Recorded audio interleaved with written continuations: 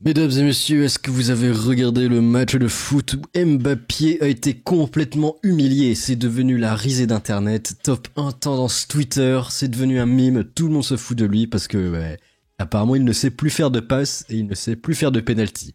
On va regarder ça parce que c'est assez lunaire, c'est vraiment l'humiliation du siècle je pense. Mbappé, là on dirait qu'il est planté comme le Spike de Valorant, ça ne ressemble plus à rien. Ou alors il fait du breakdance, je ne sais pas. Mais en tout cas nous allons regarder cette humiliation. Et qu'en pense Twitter? Rick balance le générique. Hello, Night City! Restez avec moi pour une nouvelle journée dans notre cité des rêves! Alors il y a cette petite vidéo qui nous résume très bien pourquoi il est humilié. Real Madrid à petit feu. Sans le Brésilien Vinicius Kylian reste transparent. Le choc entre Liverpool et le Real Madrid a tourné à l'humiliation pour les Madrilènes. À Anfield, les Reds se sont imposés 2-0 grâce à des buts d'Alexis McAllister à la 52e minute et de Cody Gakpo à la 76e. Mais le principal fait marquant de la soirée reste la prestation catastrophique de Kylian Mbappé. On l'appelle Mbappé maintenant. Totalement en échec, le Bleu n'a jamais réussi à trouver ses repères. Ses nombreuses actions ratées et ses passes imprécises ont frustré ses coéquipiers. Le moment clé reste son Alors oui, le truc raté, c'est surtout le penalty Eco Plus où on dirait qu'il joue à tir au but avec son neveu de 7 ans. Et ça le fait pas du tout. Regardez la puissance du tir. trop molle qui a permis au gardien d'arrêter le ballon sans effort. Si cela ne suffisait pas. Et après, il y a eu la chute, évidemment. Là, c'était Black Hawk Down, c'était plutôt Mbappé Down, où il tombe, on dirait qu'il tombe en faisant du breakdance, en faisant, je sais pas, en se plantant comme le Spike de Valorant, c'est trop bizarre. Laissant le Français la tête plantée dans le gazon. C'est ça, pourquoi il fait ça? Mais c'est quoi ça? Pourquoi il se retourne? Viral, alimentant c'est quoi ça? sur les réseaux sociaux. Une remise en question est nécessaire pour le C'est pourquoi, regardez, on va remettre la scène, mais c'est... Oh là là. C'est quoi cette chute? Mais personne chute comme ça. littéralement retourné. Laissant le Français la tête Là, tu tombes normalement, là, ok? plantée dans le... Mais là, tu commences pas à faire une roulade bizarre, là, ok? T'es tombé normalement, la physique veut que tu t'arrêtes là, en fait. La physique... Là, tu t'arrêtes comme ça, là, tu continues pas à enchaîner en... Regarde.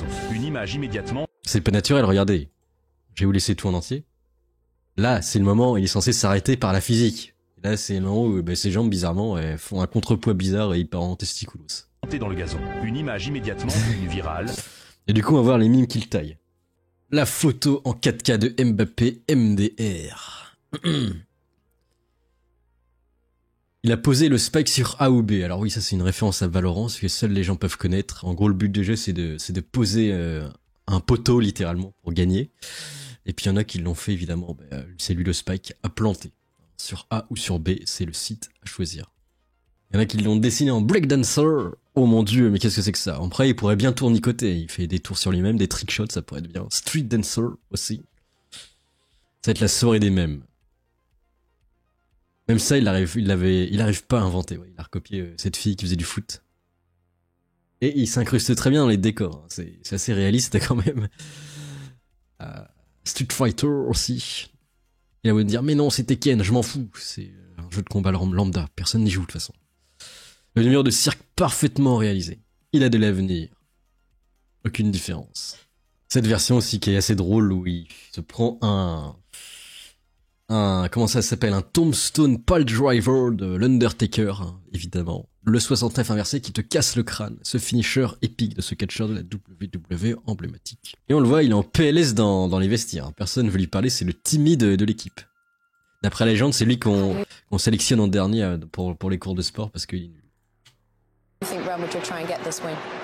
Oulala, attendez, hop, oula. Ok. Il est tout seul dans son coin, Célestinus. Pourquoi je peux pas parler avec vous, les gars? Parce que tu ne sais pas tirer des pénaltys. C'est bien le PNJ tout à l'arrière. Alors vous vous souvenez d'Mbappé à l'époque à Cannes où il flexait avec son harem? C'était celle-là où Mbappé il flexait avec son harem là, ici, on le voyait derrière, ici, hop là. Bien, je pense que cette époque est un petit peu révolue. Hein. Il a plus son harem maintenant qui est devenu un peu nul. Il est totalement brisé. Et la chute va être rude. Est-ce qu'il va se prendre la red pill? Est-ce qu'il va commencer à lire des livres de philosophie parce qu'il s'est pris une tollée? Est-ce qu'il va se dire tout cela est futile? Pourquoi je vis pour l'argent et les caméras? Je ne sais pas. Et du coup, comme disait le grand philosophe Ribéritos, c'est un philosophe grec assez connu, la roue tourne a peut-être tourné. Hein, voilà, c'est vérifiable. Alors, qu'est-ce que vous pensez de cette news? On enchaîne avec Danilo Conversano qui se bat toujours contre le cancer et qui se met à clasher Rougeron. Alors, j'ai eu vos retours de la vidéo précédente sur Rougeron et vous m'avez dit que apparemment il est plutôt moyen. Il y en a certains qui disent qu'il est pas trop mal, mais non. Il y en a qui disent qu'on pas la puissance du maître du logos originel. Et Rougeron, comment on pourrait l'appeler? Ben, en anglais, on dirait Red and Around. Ça fait cowboy. Hey, Red and Around, how are you doing today? Je suis le cowboy, je suis avec Bench and Cigar. Ok, bref. Et là, Conversano se met à clasher Rougeron. C'est un peu le combat épique quand même. Conversano Rougeron. T'as Mal Alpha qui a eu des conversations avec des gars qui ont fait l'Algérie comme n'importe quel Français depuis 30 ans. Oui.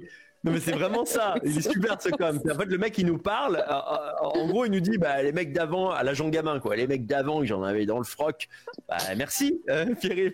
Mais tel qu'il en parle c'est comme si lui avait accédé à des gens tu sais que toi et moi on n'a jamais connu tu vois. Comme si on n'avait pas eu de grand-père, comme si on n'avait pas... Ouais, effectivement, c'est vrai, c'est un très bon commentaire. Ouais. Et puis en plus, Rougeron, il n'a pas non plus 60 ans. C'est-à-dire que si Rougeron avait eu une influence sur le milieu politique français des années 90 ou du début des années 2000, on le saurait. Il était simplement trop jeune, c'est ma question de compétence. Donc là, il est en train de s'inventer un passé. Je rappelle que Rougeron a mon âge, hein, pour ainsi dire. Hein. Je crois il est même un peu plus jeune que moi, je crois. Donc, il tourne autour de la fin de la trentaine. Il fait intéressant, hein, pour rajouter... une petite anecdote, Astérion, eh bien, il a un peu le même âge qu'eux, hein. Et ça se voit pas du tout. Là, bon, il se crée un background. Alors, tu sais, moi, Hermine, je suis pas un petit qui vient de naître. Hein. Moi, j'ai connu les vrais militants des années 90, etc. Bon, ok, soit. Rougeron est un Mal Alpha qui a eu des conversations avec des gars qui ont fait l'Algérie comme n'importe quel Français depuis 30 ans. Oui. Non mais c'est vraiment ça, il est super ce com. En fait le mec il nous parle, en gros il nous dit bah les mecs d'avant à la Jean Gamin quoi, les mecs d'avant que j'en avais dans le froc. Bah... Pourquoi je vous remets la vidéo, bref. Donc voilà, de toute façon dans la dissidence de droite, généralement les gens ne s'aiment pas. Hein. Tout le monde tire à la couverture de son côté pour avoir le plus d'audience et de visibilité. Et au final ça ne mène pas à grand chose, hein. C'est toujours la bataille éternelle, on se croirait dans un panier de crabes. Mais là, on dirait plutôt un panier de surimi. C'est un peu plus cohérent. Il va finir sur ce Jean-Kevin qui est bloqué sur son quad parce que, en fait, dans tous les cas, il risque de mourir. Donc, qu'est-ce que vous aurez fait à sa place?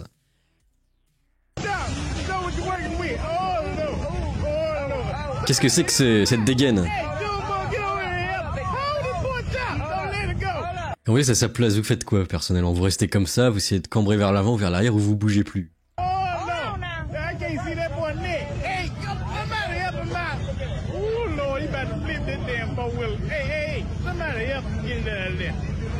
Au secours! Aidez-moi, je suis coincé! Oui, on va t'aider, mon ami. Il a réussi.